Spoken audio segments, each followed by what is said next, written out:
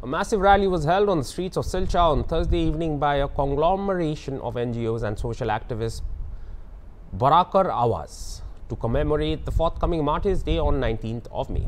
It may be mentioned in 1961, 11 people were gunned down during a procession to safeguard Bengali language.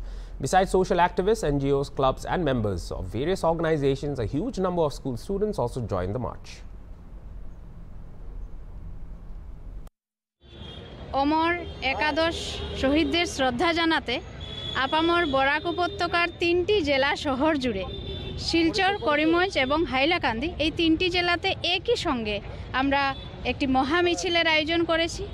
এইবার এই মহামিছিলটির বিশেষ আকর্ষণ ছিল আমরা বহুভাষিক ঐক্যের মহামিছিল করেছি এবং আমাদের সাথে দেখতেই পাচ্ছেন স্কুলের কচিকাচারা রয়েছে। আমরা এই মেসেজটাই, বার্তাটা প্রত্যেকটা স্কুলে এবং আগামী প্রজন্মকে আমরা দিতে চাইছি যে আমাদের 11 শহীদ যারা শহীদ হয়েছিলেন বাংলা ভাষার জন্য, তাদেরকে যেন আগামী প্রজন্মও চিনে এবং আমরা শুধু বাংলা ভাষাকে অনেক ভালোবাসি, শ্রদ্ধা করি, তার সাথে সাথে বিশ্বের সকল মাতৃভাষা যেন অমর হোক, সকল মাতৃভাষার মঙ্গল হোক এবং আমরা বহু ভাষাভাষী মানুষ মিলে বরাক উপত্যকায় একই সাথে থাকছি বহু বছর ধরে এবং আমরা জানি এখানে ঐক্যের একটা এক্সাম্পল আছে। আমরা সবাই একসাথে থাকছি, আমাদের মধ্যে কোনো বিভেদ বিভাজন নেই।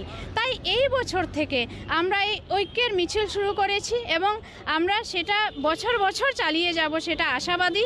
আমি বরাকের প্রত্যেককে অনুরোধ জানাচ্ছি 19শে মের দিনও যেন এইভাবে যেভাবে আমরা প্রত্যেক দিন মিছিল করছি, শহীদদের শ্রদ্ধা জানাচ্ছি, সেইভাবে 19শে মের দিন যেন আমরা 11 শহীদদের শ্রদ্ধা জানাই, সেটা আমি আপামর বরাকবাসীর কাছে অনুরোধ করছি।